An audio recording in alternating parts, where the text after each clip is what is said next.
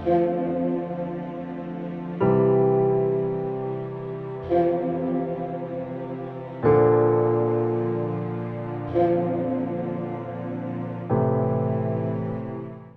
कलाम में से हमारे लिए आज की तलावत मुक़द्दस पौलुस रसूल का पहला ख़त कुरिन्थियों के नाम 12वें बाब की 31वीं आयत से 13वें बाब की 13वीं आयत तक।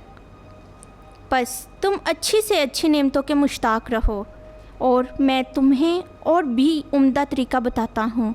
अगर मैं आदमी और फरिश्तों की ज़ुबानें बोलूँ और मुझ में मोहब्बत ना हो, तो मैं ठनठनाता पीतल या झनझनाती झांझ हूँ। और अगर नेमते नबूवत रखूं और हर राज और हर इल्म से वाकिफ़ हूँ, अगर मुझ में यहाँ तक कामिल ईमान हो के पहाड़ों को हटा दूँ और मुझ में मोहब्बत ना हो तो हेज हूँ, और अगर अपना सारा माल मस्कीनों को खिला दूँ या अपना बदन जलाने को दे दूँ और मुझ में मोहब्बत ना हो तो मुझे कुछ फ़ायदा नहीं।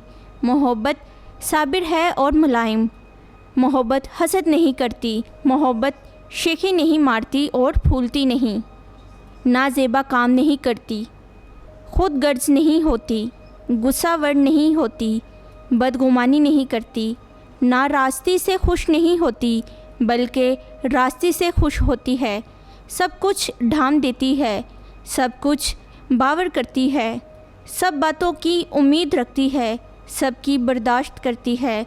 मोहब्बत कभी जाती नहीं रहती।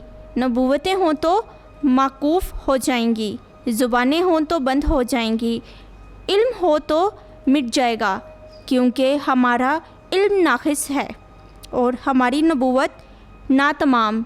लेकिन जब कामिल आएगा तो नातमाम जाता रहेगा।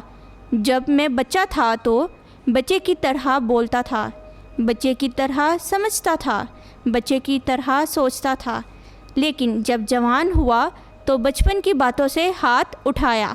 अब हम आईने में धुंधला सा देखते हैं, मगर उस वक्त रूबरू देखेंगे।